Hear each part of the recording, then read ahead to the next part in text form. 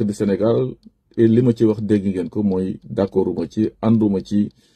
justice bi nga xam ne dañ ko war a teg pression parce que li ma gëm mooy démocratie fépp foo xam ne ñu ngi wax réew mi démocratie la dafa am loo xam ne diñ ko gëm mooy gouvernement exécutif législatif mooy député yi judiciaire mooy àttekat yi ñetti kuréel yooyu ku nekk da nga war a am ce pouvoir plein pouvoir mooy indépendance de la magistrature respect du pouvoir des députés mais également gouvernement bi nga xam day gouverner boobu mu amee man jox naa ci sama position en tant que homme de droit propos yooyu confirmé nañ ko par le premier ministre Ousmane Sonko solidarité gouvernementale oblige mais confirmé na ko déclaré ne justice comme que peuple bi moo tax ñu koy rendre di leen war a teg pression man ànduma ci parce que loolu début de dictature la et violation li ñuy naan séparation des pouvoirs la réaction ki nga xam nag mooy garde des Sceaux Ousmane Diagne ne moom du d'accord ay magistrat du siège précisé na ko waxul magistrat du parquet magistrat du siège mi leen di teg pression te loolu dëgg bu wër keng la bu fekkee nag aujourd'hui luñ doon jaay sénégalais yi dans la coalition Diomaye président ak programme pour jël réew mi en 2024 une fois ñu jël réew mi jaar feneen te luñ doon critiquer avant ñu jël réew mi mooy lan que justice bi dañ ko instrumentaliser lu nekk dégg nañ ko fii que justice bi ay corrompu lañu c'est des propos de Ousmane Sonko que justice bi juges yi bari nañ ci nekk ay délinquants yooyu yëpp ce sont ses propos tey nga ñëw bëgg a vassaliser la justice mu war a dox ci li nga ko bëggee di ko teg pression c'est di wax waxeet complet indépendance de la justice dafa war a fekk ci nekk ci loo xam ni li nga ko waxee gëmloo ko sénégalais bi gaa yi jëndee ko noonu à 54% buñ la falee da nga war a appliquer li nga lu tax ñu fal la loolu yëpp tax na aujourd'hui ñu gis un premier ministre et son gouvernement dem à l'Assemblée nationale démb jàkkaarloog ndaw askan wi mooy les députés majorité mécanique loolu j'ai toujours été contre la majorité mécanique moo tax élection 2024 novembre 2024 man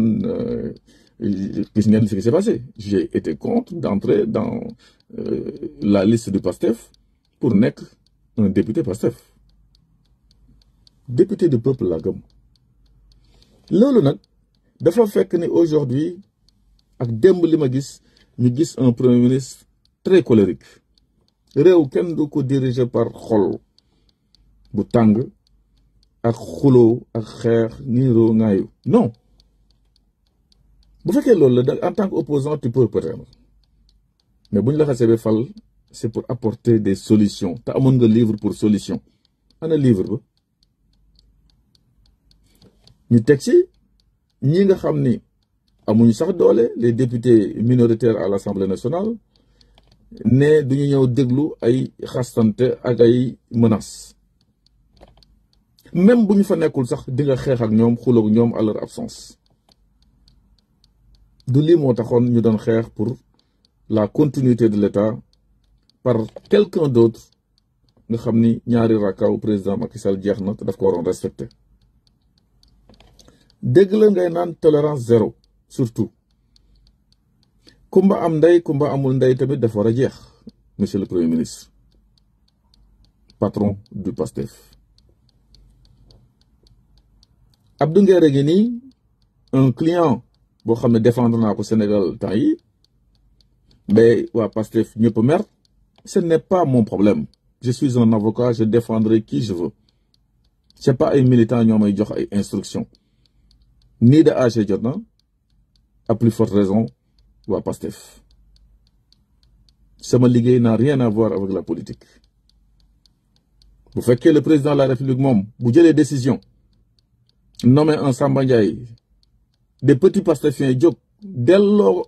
décision ba ne kon du fi am mu reculer avec la pression aussi de son premier ministre dinaan du ko signer et que des gens comme le DG du port nommé par le président de la République woñ loxoom ça s'il appelle à des DG forts, je parle du président Bassirou Diomaye Faye bu fekkee mi ngi woote ay DG fort la bëgg ay ministre fort ay premier ministre super fort, il a vu le résultat et nous sommes qu'à un début loolu mooy dëgg. Man président de la République ma nommé une personne keneen ci biir ku ma nommé jóg di wax doo fanaan loolu mooy dëgg loolu mooy réew. Mais aujourd'hui c'est une pagaille complète. Abdou Nguer jàpp nañ ko encore parce que c'était une demande politique de Pastef keroog boo mu rëccee fekk ba koy défendre à la sûreté urbaine. Vous avez vu la réaction de ñi nga xam ne ñooy waa Pastef ñu bëri nee nañ ay jullit lañu. jullit du ñaanal mbokkam kaso. jullit du ñaanal mbokkam kaso. loolu la ñuy wax ci kaw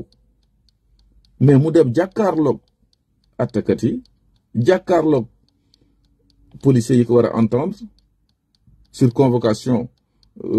sur la surveillance du procureur de la République. mu génn fa kenn téyewu ko ma gis waa Pastef yi mer coow li bëri ñu bëri sax saaga nañ ma man en tant que l'avocat fuñ ko teg c'est parce que lu ñu doon wax di naan du ñu ñaanal nit kaso gëmuñu ko du ñooy jullit. De toute façon s'il faut mettre la pression sur des gens tiital leen saaga leen menacer leen bu fekkee c'est Moussa Diop ils sont très mal placés très mal partis ça ne marchera pas. fii gis nañu monsieur le procureur de la République nga seetaan nit jóg bokk nekk au cœur du Pastef saaga ndey président de la République Diomaye Faye yënguwoo. gis nga nit jóg traité Pape Barthélémy Dias de golo yënguwoo autosaisiro. gis nga un prétendu docteur Diallo ne Sénégal démocratie amatu fi fii royaume la Sonko roi Diomaye prince ku fi yëngatu traité sénégalais yëpp yu àndul ak ñoom de doomaram yëngatu woo pour woo ko mettre ko le point sur les i. gis nga un ministre porte-parole du gouvernement Ndiack Sarré génn ne feu Mamadou Moustapha Ba ancien ministre des finances et du budget dañ ko assassiné. nga ne pataraw woowoo ko parce qu'il est du Pastef woowoo ko parce que ñemewoo. gis nga loo xam ne da nga ko sol te attu na ko da nga koy summi teg fële. Ne regardez que la République, le Sénégal. Pourtant le doyen Adama Gaye journaliste waxoon la même chose sur la même personne feu Moustapha Ba ne dañ ko rey mais da ngeen ko jàpp ne rap ci biir garde à vue mu dem juge yi nga xam ne ce sont des magistrats assis donc indépendants mënuñ ci lem dara ngeen mënul ci ñooñu ñoo ko libéré bu defoon ci yéen rek tëj nañ ko le parquet mais magistrats assis du siège dañ ko libéré. ni ngeen jàppee woon Adama Gaye Ndiack Sarré ñëw wax lu muy wax da ngeen ko waroon woo defu leen ko. monsieur Ibrahima Sall wax na fi sur la disparition de Fulbert Sambou yooyu yëpp nii la demee arrêté ngeen ko du ay diffusion de fausses nouvelles. Abdou Nguer dérange Abdou Nguer da lay rappeler li nga def te mënoo ci dara yaa ko def am ci ay preuve jàpp ngeen ko woo ko convoqué ko mu ñëw ngeen vérifier toute la journée ba guddi 11h30 ba guddi trouvé wu leen dara loo xam ne mën na considérer une infraction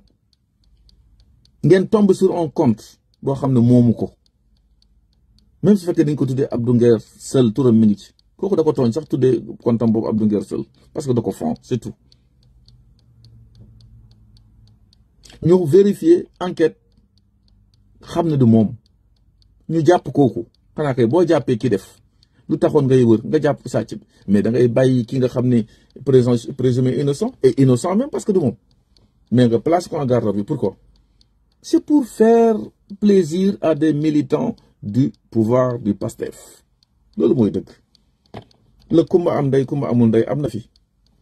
te luñ doon xeex donc jóge fi tey l'emprisonnement mooy programme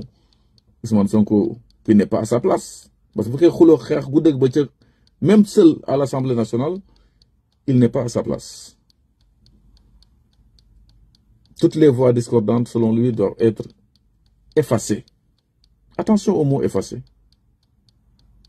War a jàkkaarloo nag ñi nga xam ni dit-on ce sont des milliardaires ou c'est des opposants. bu Macky Sall defoon ni muy waxee nii il ne serait jamais là. Il ne serait jamais là.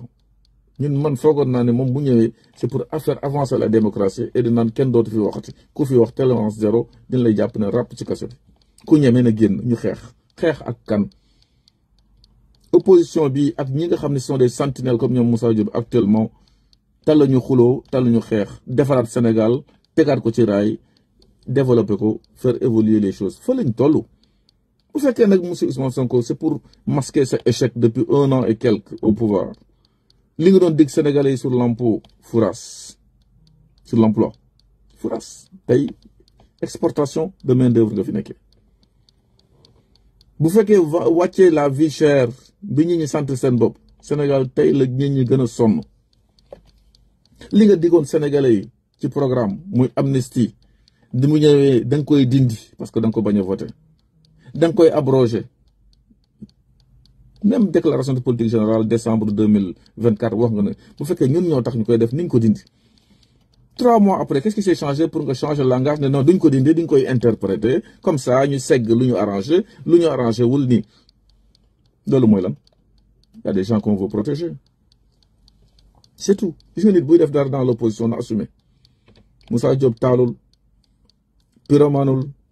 yàqul saagawul waxu fi ci ñaaw ci réew mi. waa AG kenn defu ko. L'objectif est atteint. Il fallait empêcher le président Macky Sall de def 3e mandat. C'est tout. ku nekk def nga li nga war a def. am ñoo xam ne n'ont même pas respecté les institutions judiciaires en traitant les magistrats même de lâches. loolu am na fii. de corrompus, de délinquants. defuñu ko. donc aujourd'hui lii digoon Sénégalais sax defuñu ko. naan dañuy intervenir. J'invite nag le conseil constitutionnel, les magistrats ñu jël seen responsabilité comme ni ñu ko jëlee woon au mois de mars 2024 de opposer à tout report de l'élection présidentielle face au président Macky Sall. bii tamit la loi d'interprétation bi ñu joxe te ki nga xam ne moo ko porte sax